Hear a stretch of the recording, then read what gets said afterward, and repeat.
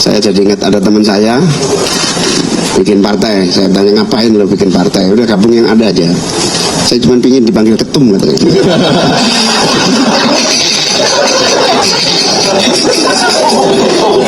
Partai Gerakan Rakyat adalah partainya rakyat biasa. Partai Gerakan Rakyat adalah partainya milenial, partainya Gen Z, partainya semua orang.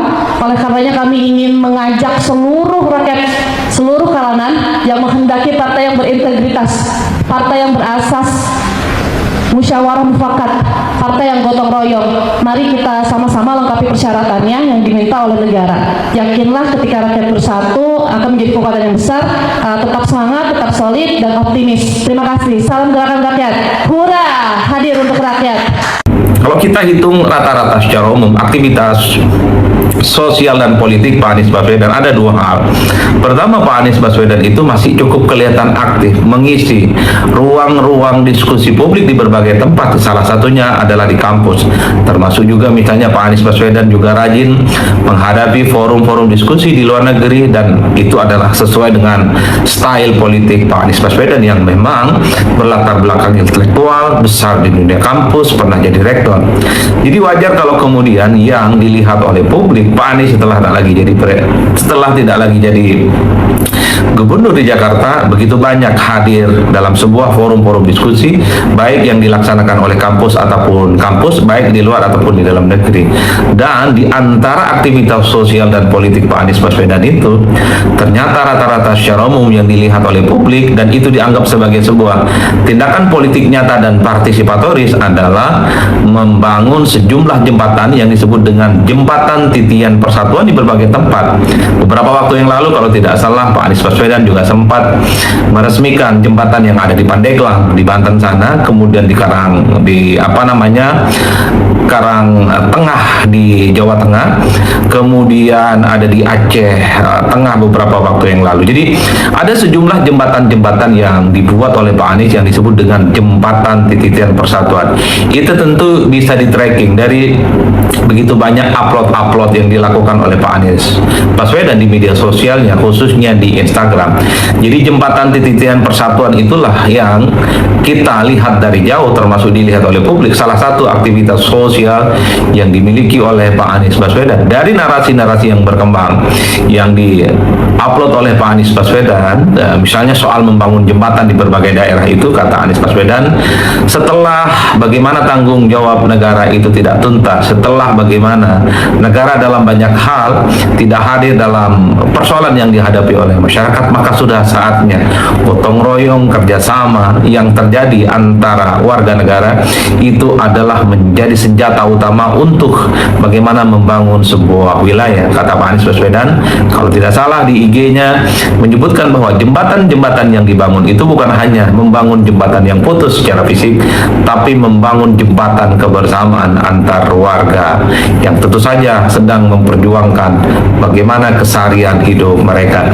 Jadi dalam konteks itulah kemudian kalau kita hitung rata-rata secara umum apa yang kemudian kita bisa lihat dari aktivitas sosial politik Pak Jokowi, kemudian Pak Anies Baswedan, tapi banyak juga yang mengatakan, coba juga jelaskan apa aktivitas sosial dan politik yang dimiliki oleh Pak Mahfud MD ataupun Pak Ganjar Pranowo. Kalau kita hitung rata-rata secara umum, ya Pak Ganjar Pranowo juga masih aktif memberikan statement-statement politik terkait dengan situasi dan kondisi yang berkembang, dan Pak Ganjar juga aktif memposting aktivitasnya misalnya terkait dengan jogging, running, dan itu adalah salah satu hobi yang saya kira sejak lama digemari oleh Pak Ganjar Pranowo. Dan tentu saja kalau kita hitung rata-rata secara umum belakangan Pak Ganjar Pranowo juga aktif ya memberikan statement politik secara monolog terkait dengan situasi dan kondisi yang terjadi.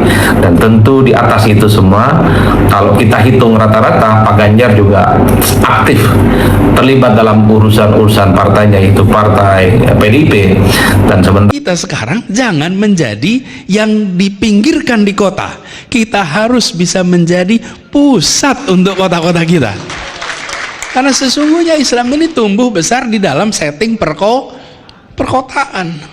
Beda dengan kawasan Baduy yang itu di kawasan pedesaan, ini beda sekali strukturnya, prosesnya, kegiatan dakwahnya. Nah, kami berharap nantinya ini bisa ditumbuhkan Insya Allah kita fasilitasi di Jakarta, dan harapannya nanti begini, kalau boleh, berencananya besar, mulainya kecil, kerjakannya sekarang. Kira-kira begitu. Besar rencananya, kecil mulainya, kerjakan sekarang. Yang susah itu kan rencana kecil, rencananya kecil, mulainya besar, kejadiannya nggak jadi-jadi, gitu, repot itu. Kita balik gitu, jangan, kita mulai dengan yang kecil lalu kerjakan. Jauh lebih besar untuk nanti, mudah untuk berkembang. Dan ini kebetulan ada Pak Dr. Serian, ini kita menyangkut juga pendidikan, ini kita harus perhatikan. Bayangkan, ibu bapak sekalian, kita ini hidup di abad 21, tahunnya 2022. Anak-anak kita, anak abad 21, gurunya abad 20, ruang sekolahnya abad 19, Bapak Ibu. Jadi 3 abad itu satu tempatnya sekarang. Kalau datang nih ke sekolah, sekolahnya bangunannya abad 19, gurunya abad 20, siswanya abad 21. Ini perlu terobosan. Nah, di sini ada samping Abah ini ada namanya Pak Dr. Laude Kamaludin. Ini beliau ini adalah pendiri ISNET, Islamic Network, tahun 80-an 90-an, yang menjadi platform digital di masa orang belum berdigital. Hari itu orang belum digital, beliau sudah berdigital.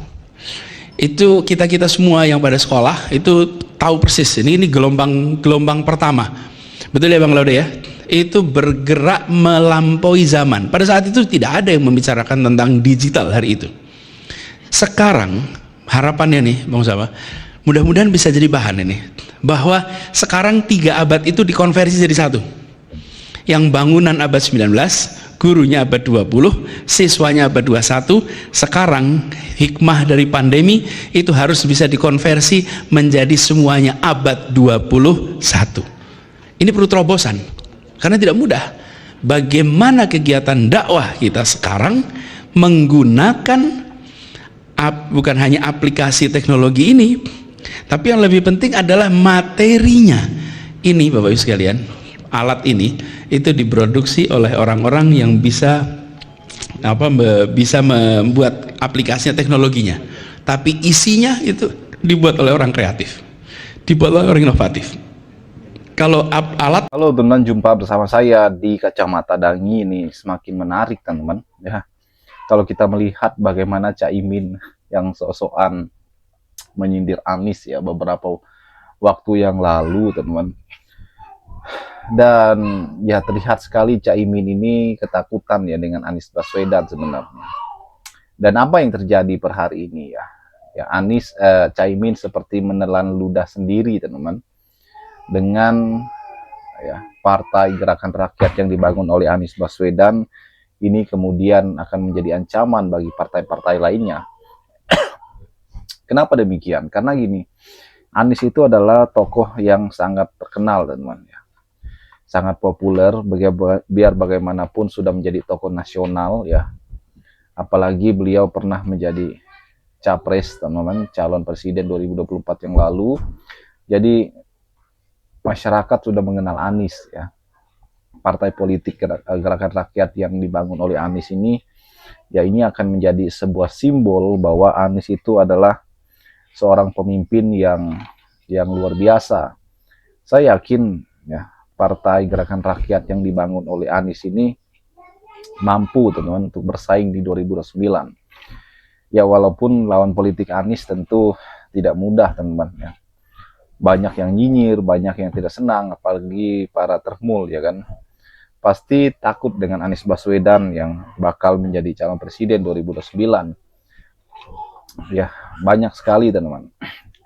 Kita lihat bagaimana waktu Pilgub Jakarta yang lalu ya, Anies kemudian hampir saja maju sebagai calon gubernur ya. Namun ya Anies ya dikhianati oleh partai-partai pendukungnya pada saat itu, sehingga mereka menarik dukungan dari Anies teman-teman ya. Dan pada saat itu memang Anies dan para pendukungnya tentu kecewa ya kan, padahal kemenangan sebenarnya ada di depan mata ya, kalau Anies maju sebagai calon gubernur pada saat itu. Anies tidak mau berlama-lama memikirkan hal seperti itu, teman.